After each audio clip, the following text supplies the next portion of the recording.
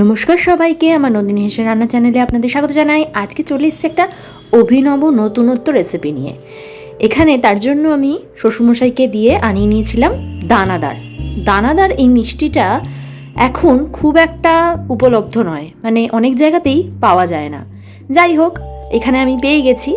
তো এই দানাদার দিয়ে যে রেসিপিটা আমি বানাচ্ছি তার জন্য এখানে চিনি নিয়ে নিয়েছি আর 5টা মতন দানাদার, আর এখানে 3টে ছোট বড় সব মিলিয়ে তেজপাতা আর 4-5টা মতন এলাচ, আর এদিকে মেন যেটা দরকার সেটা হচ্ছে দুধ।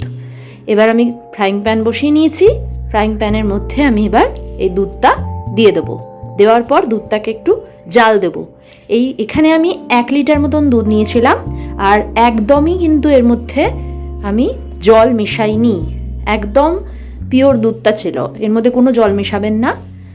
আর এদিকে দানাদারগুলো আমি দুভাগ করে নিয়েছি, আপনারা চাইলে গোটাও রাখতে পারেন। আর হামানদিস্তাতে আমি এলাচ নিয়ে নিলাম, এলাচগুলোকে থেতো করে নেবো একটুখানি।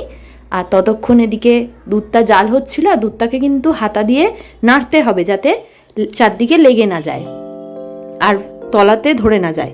তাই জন্য এটাকে এভাবেই নাড়ছিলাম। আজকে যে রেসিপিটা করছি, এই রেসিপিটা আমার মা খুব বানাতো আগে, আর আমার মায়ের থেকে শোনা যে এই রেসিপিটা নাকি আমার দিদার।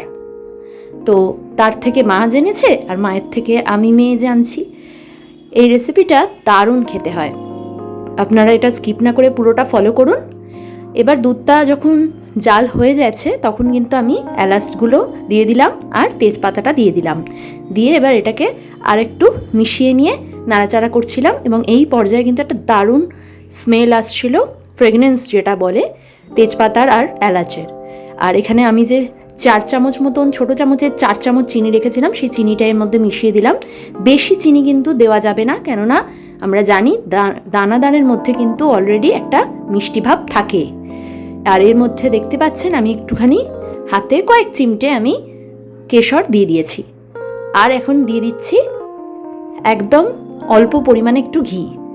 এগুলো টেস্টটাকে আর একটু এনহ্যান্স করবে এই রেসিপিটা। দিয়ে এটাকে ভালোভাবে আমি মিশিয়ে নিচ্ছিলাম।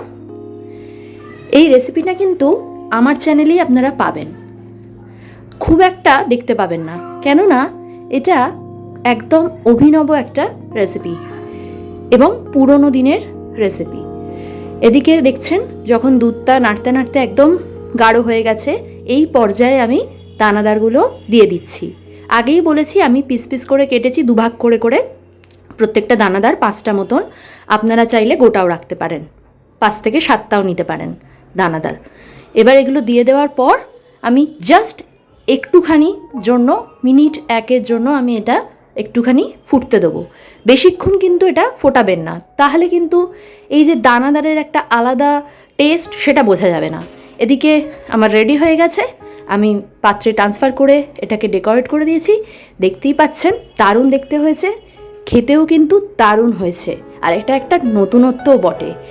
আর বাড়িতে গেস্ট এলে আপনারাও এটা বানিয়ে দিন।